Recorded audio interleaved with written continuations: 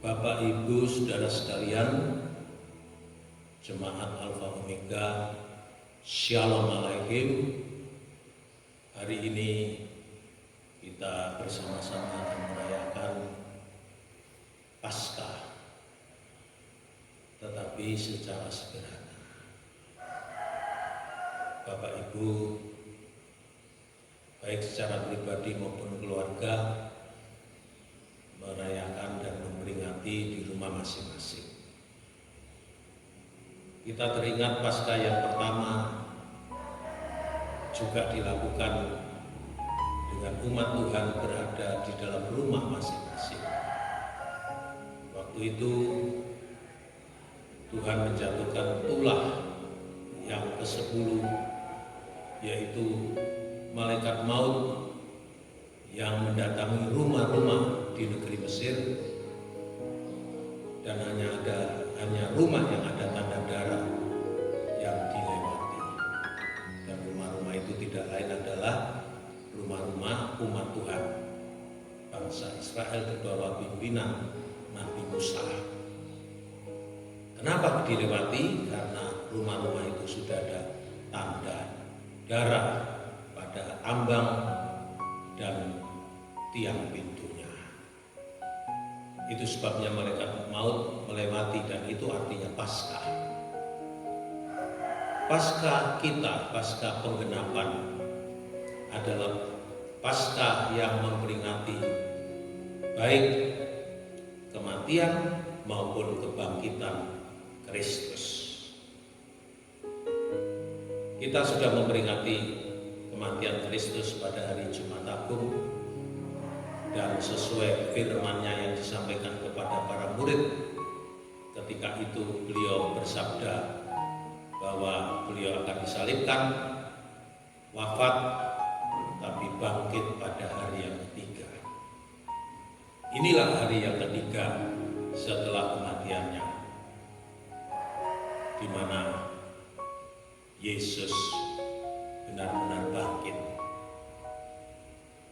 Dan itu jelas tertulis di dalam Injil Lukas pasal yang ke-24. Injil Lukas pasal 24 saya baca demikian, ayat 1 dan seterusnya. Tetapi pagi-pagi benar pada hari pertama minggu itu, mereka pergi ke kubur membawa rempah-rempah yang telah disediakan mereka. Mereka mendapati batu sudah terguling dari kubur itu, dan setelah masuk mereka tidak menemukan mayat Tuhan Yesus.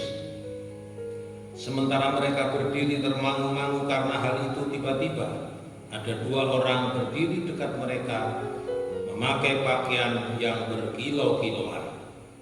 Mereka sangat ketakutan dan menundukkan kepala.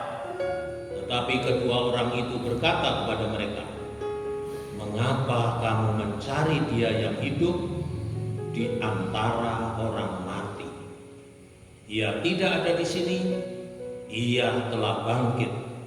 Ingatlah apa yang dikatakannya kepada kamu ketika Ia masih di Galilea." Bapak, Ibu, Saudara sekalian, murid-murid wanita pengikut Kristus pada hari yang ketiga setelah kematiannya pergi ke kubur karena hari Sabat sudah lewat. Sebagaimana tradisi orang-orang Israel, mereka datang ke kubur membawa rempah-rempah, membawa minyak urapan untuk mengurapi jenazah dari Yesus.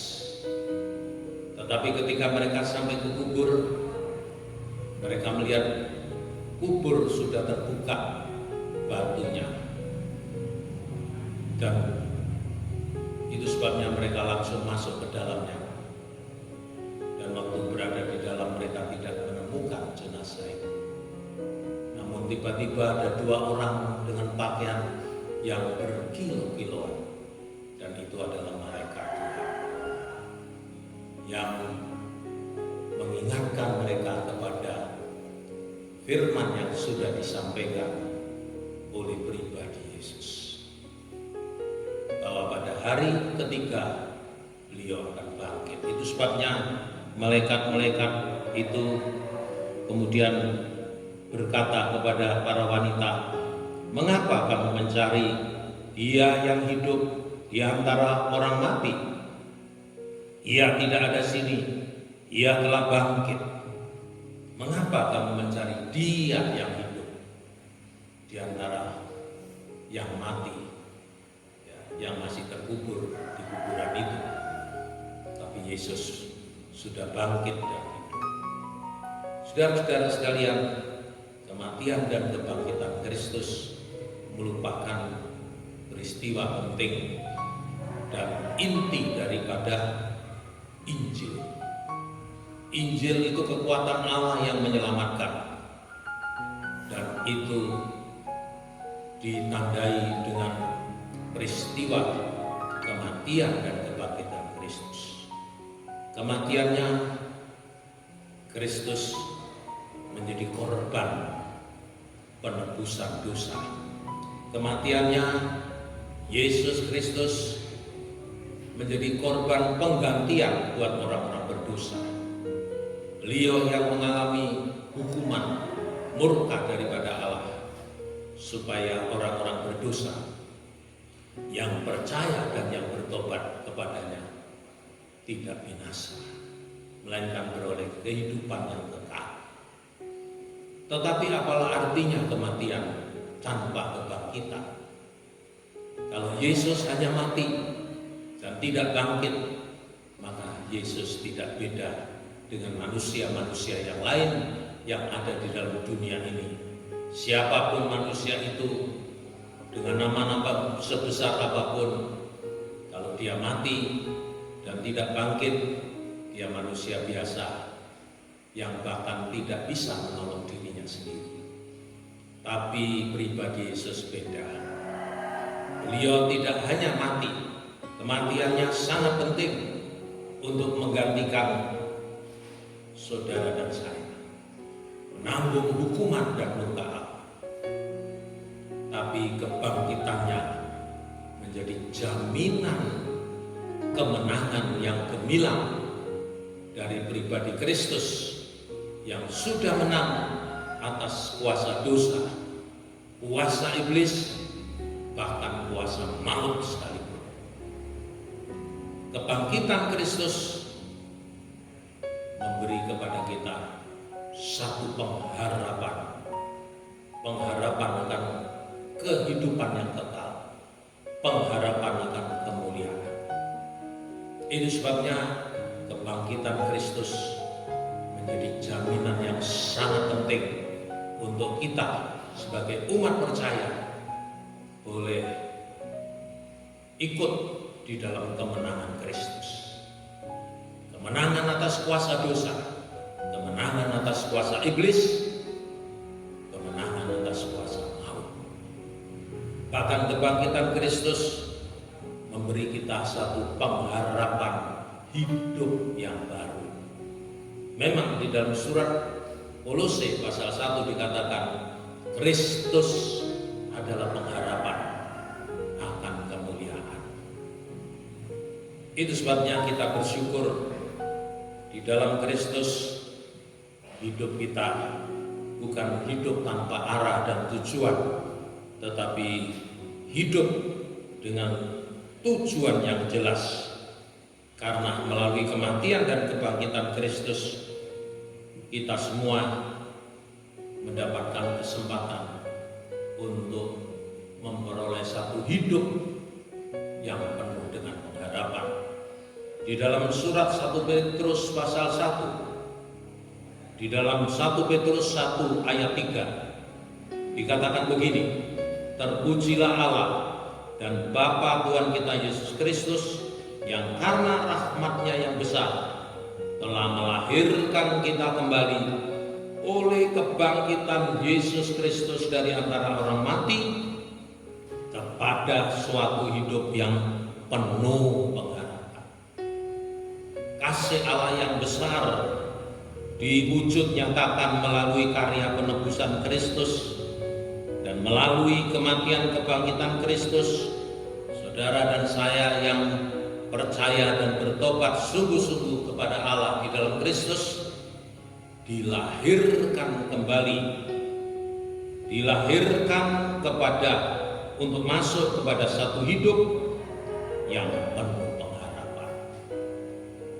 Hidup kita memiliki pengharapan, bahkan penuh dengan pengharapan. Pengharapan akan masa depan yang kekal. Di ayat berikut dikatakan ayat 4, pengharapan itu untuk menerima suatu bagian yang tidak dapat binasa, yang tidak dapat cemar, dan yang tidak dapat layu, yang tersimpan di sorga bagi kamu, yaitu kamu yang dipelihara dalam kekuatan Allah karena imanmu, sementara kamu menantikan keselamatan yang telah tersedia untuk dinyatakan pada zaman akhir. Puji Tuhan, pengharapan untuk kehidupan kekal dan mulia di surga, menerima bagian-bagian yang luar biasa. Di sana dikatakan bagian yang tidak dapat binasa, tidak dapat cemar, tidak dapat layu. Itulah kehidupan dalam kemuliaan. Puji Tuhan, Bapak Ibu, Saudara sekalian. Itu sebabnya marilah kita memperingati kebangkitan Kristus ini dengan satu semangat yang baru, ya, dengan satu kegairahan yang baru, karena kita masih menantikan kedatangannya yang kedua kali untuk mengaruniakan secara utuh apa yang menjadi pengharapan dalam hidup kita. Karena kita memiliki pengharapan, maka marilah kita menantikannya dengan penuh kesetiaan dan ketekunan. Di dalam surat 1 Tesalonika pasal yang pertama, surat 1 Tesalonika pasal yang pertama ayat yang kedua dan ketiga, kita melihat jemaat Tesalonika ini satu jemaat yang memiliki pengharapan, tapi bukan sekedar pengharapan. 1 Tesalonika pasal 1 ayat 2, kami selalu mengucap syukur kepada Allah karena kamu semua, dan menyebut kamu dalam doa kami, sebab kami selalu mengingat pekerjaan imanmu, usaha kasihmu, dan ketekunan pengharapanmu kepada Tuhan kita Yesus Kristus di hadapan Allah dan Bapa kita. Perhatikan, ada kalimat ketekunan pengharapan. Jemaat ini sama seperti kita memiliki pengharapan di dalam Kristus, tetapi mereka bukan sekedar memiliki pengharapan, tetapi mereka menantikan pengharapan itu dengan penuh ketekunan. Ketekunan di dalam beribadah, ketekunan di dalam melayani Tuhan, ketekunan di dalam mengikut Tuhan. Maka lengkaplah ayat yang kita baca itu. Dikatakan pekerjaan imanmu, usaha kasihmu, dan ketekunan pengharapan.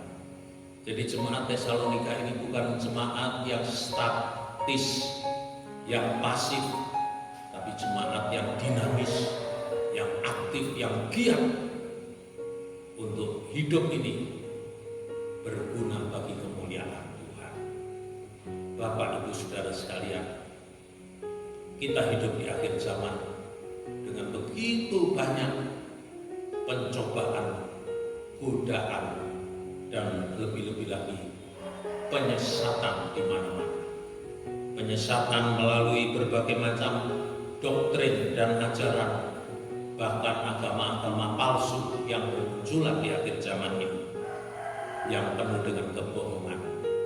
Kita sudah memiliki kebenaran sejati. Jangan sampai kita tidak pegang teguh kebenaran sejati itu, sehingga kita dipengaruhi dan digoyahkan oleh hal-hal yang hanya merupakan kebohongan. Iblis di akhir zaman bekerja keras untuk menipu sebanyak mungkin manusia dengan berbagai ajaran yang sebenarnya itu kebohongan. Tapi memang kebohongan kalau diberitakan berulang-ulang akhirnya dipercayai oleh manusia sebagai sebuah kebenaran. Itulah manusia-manusia yang buta mata hatinya, tertutup dan tidak bisa melihat cahaya kemuliaan Allah di dalam Kristus. Itu sebabnya nasihat penting dalam surat Kolose pasal 1 ayat 23. Sebab itu kamu harus bertekun dalam iman, tetap teguh dan tidak bergoncang, dan jangan mau digeser dari pengharapan Injil yang telah kamu dengar dan yang telah dikabarkan di seluruh alam di bawah langit, dan yang aku ini Paulus telah menjadi pelayan. Puji Tuhan, kita tidak boleh dan tidak akan pernah boleh dipengaruhi oleh apapun sampai iman kita goyah, pengharapan kita tergeser dari pengharapan akan kemuliaan dalam Kristus kepada pengharapan yang palsu dan kosong dan yang sia-sia. Itu sebabnya mari kita jadikan momentum peringatan Paskah kali ini, yaitu kematian dan kebangkitan Kristus, sebagai titik tolak baru dalam menjalani hidup kekristenan kita. Kita lupakan yang di belakang kita. Kita mau bersemangat untuk maju ke depan sambil dengan penuh ketekunan menantikan yang sangat kita harapkan, kedatangan Kristus yang kedua kali untuk membawa saudara dan saya kepada kemuliaan. Itu sebabnya mari kita berdoa saat ini. Kita tunduk kepala dan kita berdoa. Bapa kami yang di dalam surga, dalam nama Tuhan Yesus Kristus, Tuhan dan Juru Selamat kami, yang telah mati dan bangkit, sehingga semua penyebab kebinasaan sudah dikalahkan. Kristus setelah mengalahkan kuasa dosa, kuasa iblis, bahkan kuasa maut sekalipun. Itu sebabnya kami percaya dan yakin sebagai pengikut-pengikut Kristus sudah dikaruniai juga dengan kemenangan daripada Kristus itu. Karena itu kami rindu di dalam menjalani hidup selaku pengikut-pengikut Kristus benar-benar menjadi bagian dari tubuh Kristus, umat yang tergembalakan oleh kuasa firman dan Roh Kudus. Hari ini dan hari-hari selanjutnya kami mau terus bertekun dalam mengikut Engkau sampai pengharapan itu menjadi sebuah kenyataan ketika Engkau datang kembali. Terima kasih Bapa, terima kasih umat-Mu di rumah masing-masing saat ini. Lawati satu persatu, jamah hatinya, bangkitkan hasrat, gairah dan kerinduannya di dalam mengikut Engkau Tuhan. Terima kasih. Di dalam nama Tuhan Yesus Kristus kami mohon doa ini. Saudara, angkat tanganmu, tadakan ke atas, serta terimalah berkat, rahmat dan anugerah dari Allah Bapa, cinta kasih pengorbanan Kristus Sang Putra, persekutuan kekuatan penghiburan oleh Roh Kudus beserta kita, mulai saat ini sampai Maranatha. Kristus datang dalam kemuliaannya yang begitu besar sebagai Raja di atas segala raja, mempelai pria